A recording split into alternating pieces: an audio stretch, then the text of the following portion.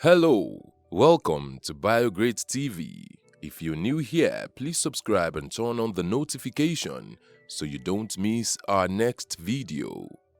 Mohamed Mustafa Ma Al-Aynayn, Mauritanian traditional ruler who fought colonialism.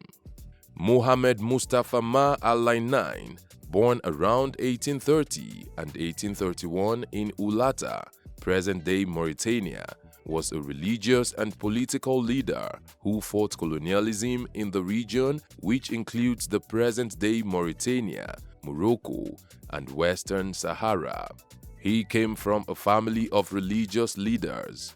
His father, Mohammed Fadil Mamin, was the founder of the Fadiliyya Sufi brotherhood, while his younger brother, Sheikh Saad Bouh, was a prominent religious leader too.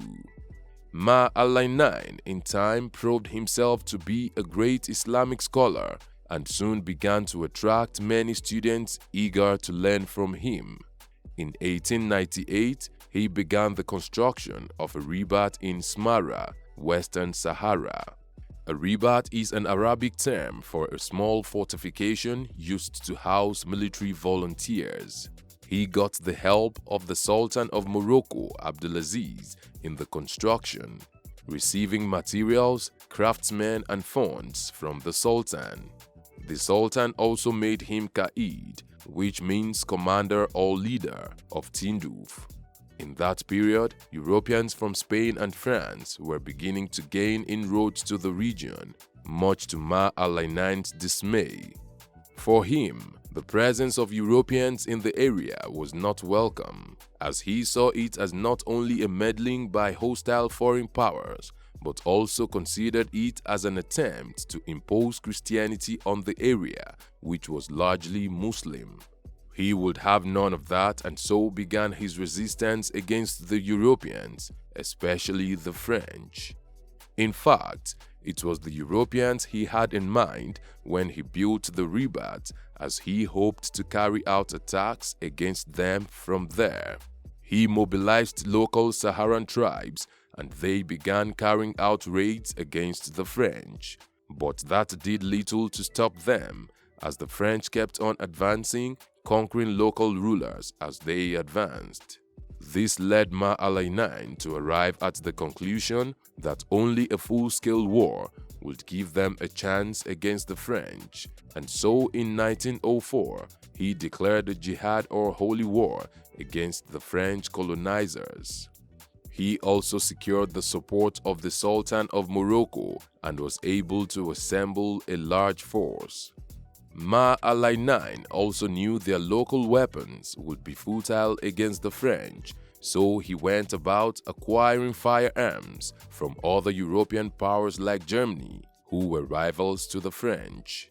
Other channels in Morocco were also used to acquire arms. With these, Ma Al-Aynayn's forces began to engage the French in warfare. However, in 1906, Ma Al-Aynayn was dealt a major blow when the Sultan of Morocco Abdelaziz, who he considered a partner in the fight, endorsed the Algeciras Conference, which effectively granted the French some significant concessions in Morocco.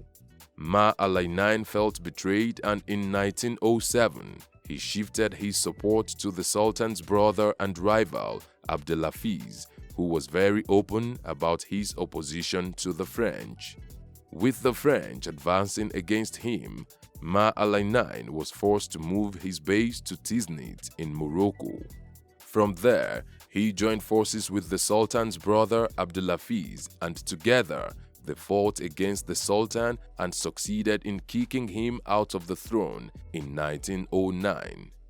Abdelaziz then took over the throne as the Sultan of Morocco. However, whatever advantage Ma Al-Aynayn hoped to gain by helping secure the throne for Abdelaziz proved unsuccessful, as the new Sultan, faced with pressures from the French, grew weaker and weaker. By 1910, Morocco was plunged into widespread chaos to the worry of Ma Al-Aynayn. He felt that the weakened sultan would allow Morocco fall into the French hands, and so gathered an army of about 6,000 men, intending to overthrow the new sultan. But before he could complete his mission, he was defeated by the French, led by General Moynier, on the 23rd of June, 1910. Seeing that his vision for a freedom and independence from the French had fallen apart, he lost the will to continue living, and on the 23rd of October 1910, he succumbed to the cold hands of death.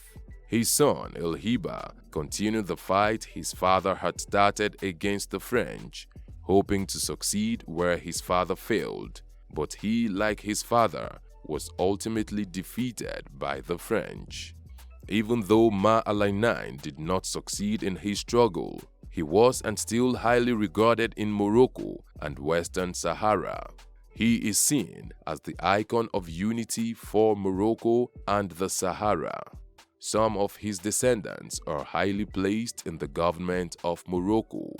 The site where he was buried in Tiznit, Morocco, has become a center of pilgrimage and a physical reminder of the ideals of freedom and Islam that he lived for.